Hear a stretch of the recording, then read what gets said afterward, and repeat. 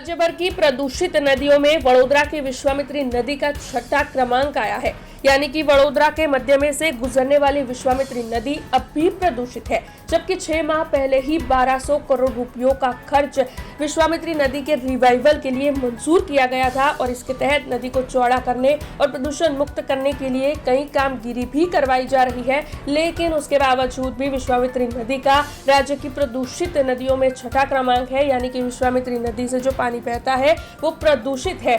ऐसे में विश्वामित्री बचाव समिति की ओर से इस मामले के मद्देनजर प्रशासन पर कई गंभीर आरोप लगाए जा रहे हैं।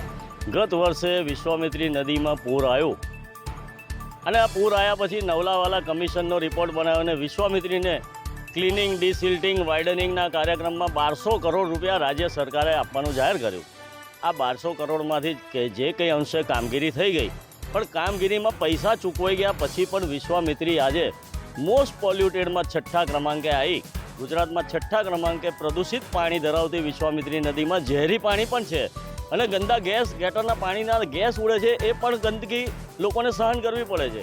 તો આ 1200 કરોડનો મોટો જ ભ્રષ્ટાચાર, આ પૂર આવ્યો એનું નિવારણ લોકોનું શું થયું એના કરતાં 1200 કરોડના ફાળવીને 1200 કરોડમાં પૈસા કમાવાની તક સરકારે શોધી લીધેલી એવું લાગે છે। આજે પણ આ નદી આપણે ઊભા છે તો બિલકુલ ગંદી ગોબરી ગટરના પાણીના ધોધ પડતી અને મોસ્ટ પોલ્યુટેડ ને ઝેરી પાણી ધરાવતી હોય એવી દેખાઈ આવે છે।